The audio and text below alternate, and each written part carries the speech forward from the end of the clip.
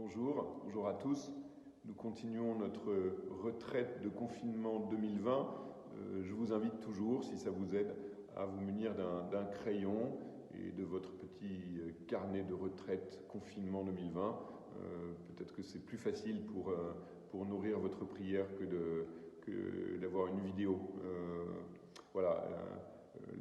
Le téléphone ouvert ou l'écran ouvert pour la prière, j'ai essayé, en fait ça marche pas très bien. Il vaut mieux avoir un papier et un crayon. Donc aujourd'hui nous allons méditer sur l'évangile de ce jour, samedi 21 mars, et je vous lis cet évangile selon saint Luc au chapitre 18, versets 9 à 14. En ce temps-là, à l'adresse de certains qui étaient convaincus d'être justes et qui méprisaient les autres, Jésus dit la parabole que voici. 2 hommes montèrent au temple pour prier, l'un était pharisien et l'autre publicain, c'est-à-dire un collecteur d'impôts. Le pharisien se tenait debout et priait en lui-même « Mon Dieu, je te rends grâce parce que je ne suis pas comme les autres hommes.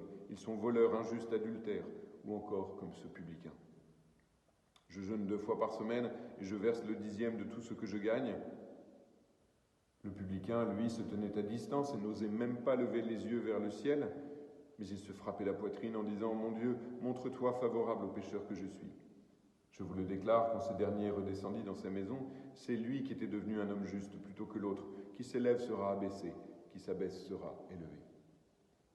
Premier point de notre méditation, qui est celui qui nous dit qui s'élève sera abaissé et qui s'abaisse sera élevé? Quel est celui qui prononce cette sentence? Si ce n'est le Christ qui, le premier, de manière absolue, définitive, parfaite, par amour de nous, s'est abaissé. S'est abaissé. Je vous redonne ce texte magnifique de saint Paul dans son épître aux Philippiens. Le Christ Jésus, lui qui était de condition divine, ne retint pas jalousement le rang qu'il égalait à Dieu. Mais il s'est anéanti lui-même en prenant la condition de serviteur. Devenu semblable aux hommes et reconnu comme un homme à son aspect, il s'est abaissé jusqu'à la mort, et la mort de la croix. C'est pourquoi Dieu l'a élevé, et il lui a doté le nom qui est au-dessus de tout nom, afin qu'au nom de Jésus, tout genou fléchisse au ciel, sur terre et aux enfers, et que toute langue proclame Jésus-Christ est Seigneur à la gloire de Dieu le Père. Celui qui nous dit que celui qui s'élève sera abaissé et que celui qui s'abaisse sera élevé, c'est effectivement le Christ qui s'est abaissé jusqu'à la mort de la croix, jusque dans les enfers. Et c'est à la lumière de cet abaissement, pour chacun d'entre nous, que nous devons comprendre et lire cet évangile, comme tout l'évangile d'ailleurs. Dans ma prière, je veux me souvenir de cet abaissement du Seigneur par amour de moi. Seigneur, toi qui es de condition divine, tu as épousé ma condition humaine. Et tu es venu l'épouser jusque dans sa fragilité, jusque dans ma mort, jusque dans mes enfers. Tu es descendu aux enfers. Voilà. Il y a peut-être vraiment des personnes qui vivent l'enfer en ce moment avec la situation que nous traversons. Le Seigneur y est présent.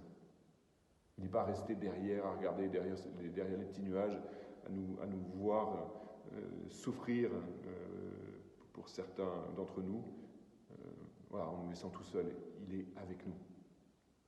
Et Seigneur, tu es avec moi. Et dans ma prière, je veux me souvenir de ce que tu as fait pour moi.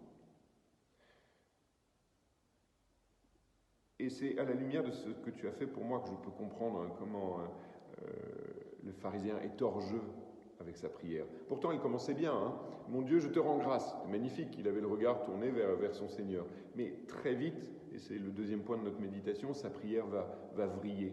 Pourquoi? Parce qu'en fait, à un moment, il ne regarde plus le Seigneur, il se regarde lui-même. Mon Dieu, je te rends grâce parce que je ne suis pas comme les autres hommes, voleurs, qui sont voleurs, injustes, adultères. Je jeûne 2 fois par semaine et je donne le 10e de ce que je gagne aux pauvres. En fait, si vous regardez le mouvement de sa prière, il y a un moment où ce pharisien de la parabole ne regarde plus que lui-même. Il est plein de lui. Il est engoncé dans son jeu. Il est tout beau, tout propre, tout nickel, tout parfait. Hein. Tellement parfait d'ailleurs qu'il peut se mettre à tort au-dessus de la condition humaine, au-dessus de la plèbe à laquelle il n'appartient plus. D'ailleurs, si on l'écoute, il croit assez volontiers qu'il n'est pas voleur comme les autres. Il l'est davantage en fait, puisqu'il vole à Dieu la première place, se mettant lui-même dans sa propre prière au centre de tout. C'est plus le Seigneur qui est au centre, c'est lui qui est au centre. Il est parfaitement injuste puisqu'il retire à Dieu le droit de le sauver, de le justifier. Il se justifie lui-même. Et il est parfaitement adultère. Parce qu'en fait, il n'adore pas Dieu, il s'adore lui-même. Et voyez, nous pouvons demander dans notre prière la grâce au Seigneur de nous libérer de nous-mêmes. Quand nous allons rencontrer le Seigneur, dans la prière, nous ne sommes pas d'abord dans une recherche de nous-mêmes. Nous sommes dans une recherche de Dieu. Et peut-être qu'une découverte de ce que nous sommes plus profondément viendra, mais ça sera en surcroît. Ce que nous cherchons, c'est la face du Seigneur. Ce que nous cherchons, c'est l'amour du Seigneur. Ce que nous cherchons, c'est la justice du Seigneur qui nous justifie. Et pour que nous soyons justifiés, il faut que nous, et c'est le troisième point, que nous rentrions dans l'attitude du publicain, qui lui se présente devant Dieu avec la conscience de son péché, humblement, il n'ose même pas lever les yeux vers le ciel, et il reconnaît qu'il a besoin de la grâce, qu'il a besoin du salut, là où le pharisien n'en avait plus besoin. Vous voyez, et dans notre prière, nous pouvons reprendre conscience de cela. La justice de Dieu, l'amour de Dieu pour nous n'est pas une question de mérite. Nous sommes aimés, point. Cela suffit. Et le publicain le sait, même s'il a conscience que d'une certaine manière, il n'est pas digne de cet amour. Mais aucun d'entre nous n'en est digne. La question n'est pas là. La question, elle est simplement dans le fait de reprendre conscience, et cette prière du publicain peut nous y aider, que nous sommes aimés, que nous sommes justifiés par un amour et par la grâce de Dieu qui n'attend pas nos mérites pour cela, mais qui attend simplement notre ouverture du cœur, notre disponibilité et notre humilité. Souvenez-vous du Magnificat de la Vierge Marie, et je pense que ce petit passage de l'évangile de Luc, cette parabole, y fait écho. Souvenez-vous de ce que chantait la Vierge dans son Magnificat. Le Seigneur renverse les puissants de leur trône, il élève les humbles.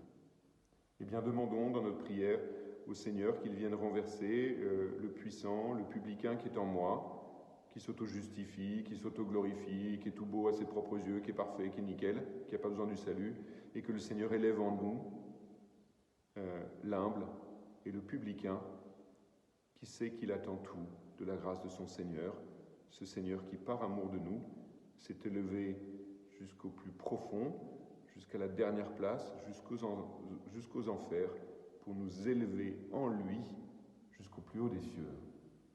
Que le Seigneur vous bénisse, ce Seigneur qui nous a tant aimés, et nous nous retrouvons demain pour ceux qui le souhaitent.